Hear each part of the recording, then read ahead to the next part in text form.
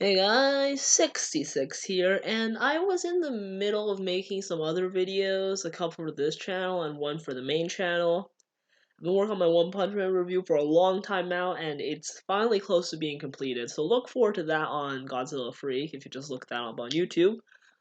But I'm putting all that aside for like a couple hours to talk about these new cards. The megatin for Gold Sarcophagus just had some leaks from influencers that Simo apparently isn't a part of because he criticized the product. And these cards, they're disgusting. They're repulsive. Like, from a competitive standpoint of using these cards, they're great.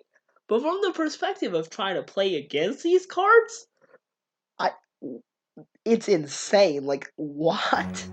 These cards are absolutely ridiculous. Now, like, the thing that all these cards have in common is that they counter combo decks, basically. They counter the field vomit, get a bunch of negate, big monster decks. I really like those big monster decks, alright? I like playing combo decks. I pretty much exclusively play combo decks. So this really hurts me.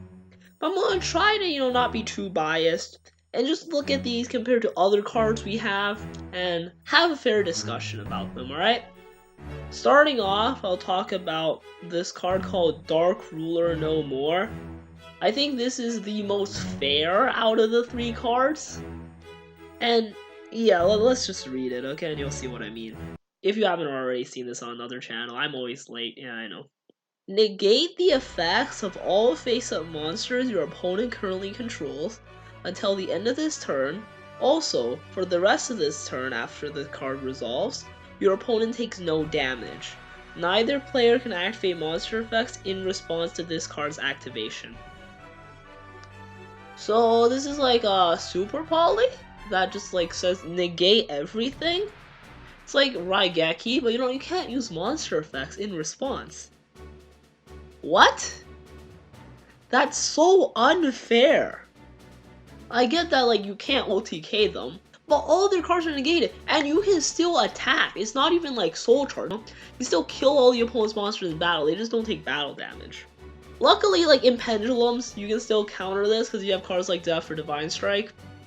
This is just encouraging all the old monster combo decks, like Thunder right now, to try to play like Curious Griffin Imperial Order in order to counter this thing. Now, from a lore perspective, I actually really like this card. I don't like this card in a design perspective because it's just so busted. But from a lore perspective, you got the Hades you got, the Death Rulers, right? The guy from Skill Drain and that other monster. These guys have had a feud for so long with Skill Drain, Soul Drain, all that stuff, right? This is absolutely insane, though. You can't respond. All your monster effects are getting negated.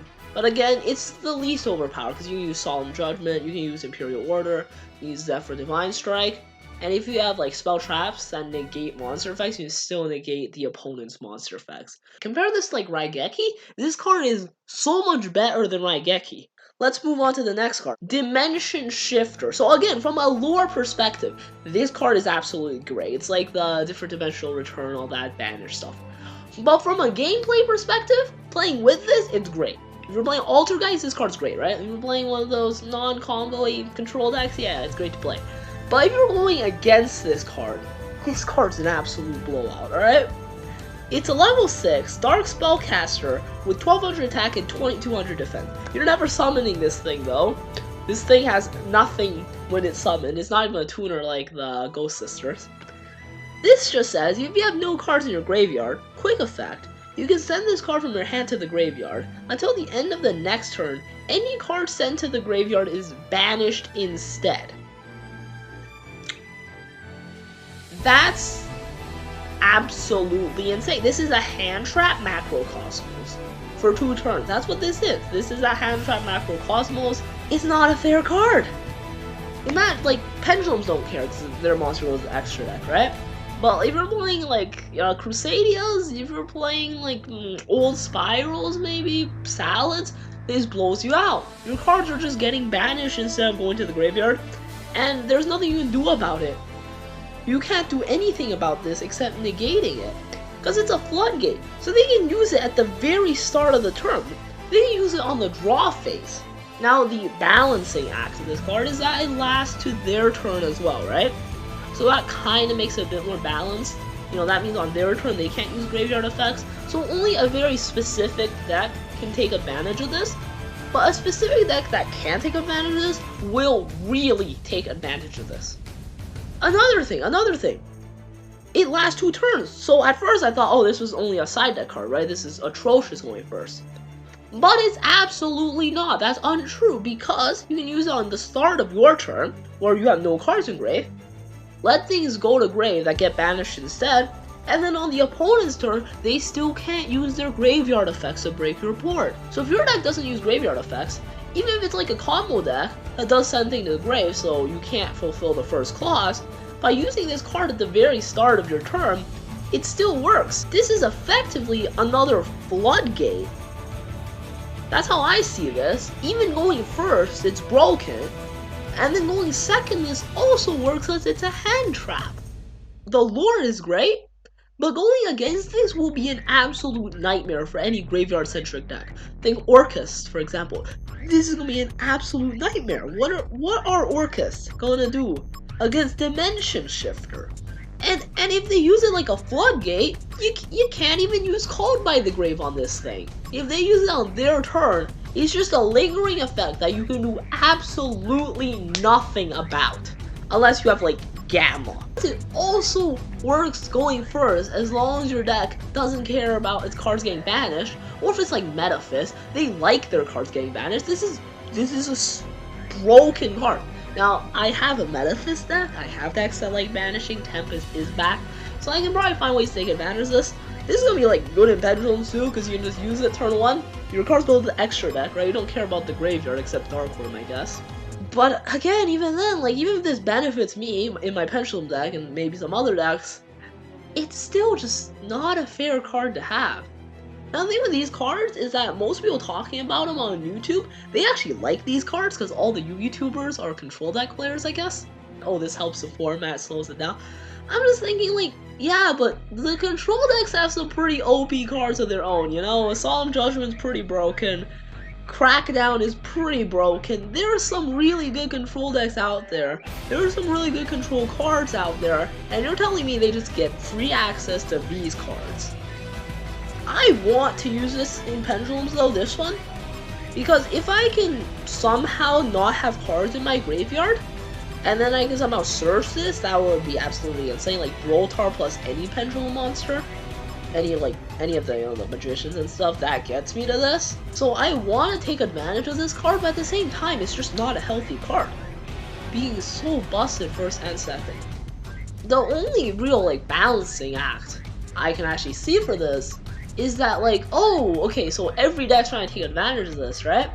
So then you're gonna have decks which don't care about the graveyard and use this, going up against other decks that don't care about the graveyard and use this. So it's like, oh wow, I'm just breaking every time because my opponent doesn't care about their graveyard because they're also trying to take advantage of Dimension Shifter. So then they're like, okay, I don't want to make this anymore, I want to side it. So then you can come in with a deck that cares about the graveyard, right? And you don't have to worry about game 1. That's the only saving grace I see. Now on to the most broken one, alright? Now those two were less broken than this one.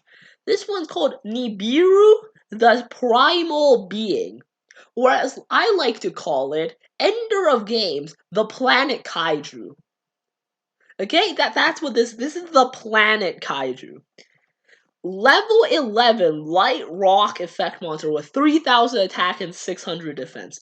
I don't know why this doesn't even make sense, okay? During the main phase, if your opponent normal or special summon 5 or more monsters this turn, quick effect, you can tribute as many face-up monsters on the field as possible. And if you do, special summon this card from your hand, then special summon one Primal Being token, Rock Light level 11, attack question mark, defense question mark, to your opponent's field. This token's attack and defense become the combined original attack and defense of the tributed monsters. You can only use this effect of Nibiru, the Primal Being, once per turn. Now, what is this?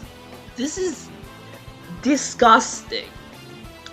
So basically what this says is that if you normal or special summon more than 5 times in your turn, your entire field gets kaiju. And instead of even getting multiple kaiju, you get one big kaiju. And they also get 3000 attack monster. And it's your first turn, so it's not like you can just kill them with a big kaiju you got. No. Like, if you're trying to do any combo at all that requires a bunch of special summons, you're screwed. This even counts your normal summons. So it's like you normal summon once, special summon, go into a link play, special summon a couple more times in order to set up another link play, and they drop this thing. Your board's gone. They get a big guy, you get a bigger guy, but you can't attack because it's your first turn. This is Yu-Gi-Oh! Like, slow decks are just as broken as fast decks. Decks that summon like one monster can be just as broken as decks that summon 10 monsters in a turn. Because back row exists. Because card advantage exists. Now, again, the only saving grace I see for this card is that along with the other cards, right? If these cards are as OP as they are on paper, right, as they are in a vacuum, then when they get into the real format, people are just going to be playing control decks against other control decks. And then they're going to go up against each other with these cards, so like, wow, these cards are absolutely useless. So they're going to put them in their side deck or even cut them entirely. And then the combo deck's going to come in like, hey, you're not playing these anymore, I'm going to beat you. Or if they play it, they're going to lose control decks. But if they don't play, they're going to lose the combo decks. That might actually make an interesting format where you have to think, okay, what is the perfect balance of these broken combo deck destroying cards and control cards, you know, like Twin Twisters that beat the control decks, and they also have to consider what about my combo itself. So that's going to bring a new dynamic in deck building. All these cards are great lore-wise, by the way. I can't stress that enough. The lore in these cards is absolutely amazing. And from a competitive standpoint, they can make the game really interesting. But in terms of just balance, these cards are absolutely unbalanced. And then you look like, oh, these cards can play against each other as well, so I guess. But at the same time, they're not balanced at all. We're just gonna have to see what happens though, you know? Maybe in a strange twist of fate, these cards are actually gonna like balance each other out. The control decks are gonna start having to counter other control decks, and my good combo decks can come back in the format. My overpowered combo decks that bring out cards like Last Warrior. My Utopic Double Turbo decks. Consistent Utopic Double. Not Utopic Double, Utopia Zexal. Utopic Zexal. I can't talk. I'm not gonna edit that out because that was too funny saying that wrong so many different times, okay? Maybe, right? I haven't uploaded those videos, but yeah, I have a deck that consistently gets the Last Warrior with other things to protect yourself from Impermanence and Widow Anchor. And I have a deck that consistently turbos out Utopic Zexal with 3,300 attack and other protection. Every single game does that. I don't want to deal with P cards. That being said, the video's been long enough. Maybe I'll discuss these again when they come out because they're just that good. But yeah, guys, that's gonna be all for today. Take care, y'all, and goodbye.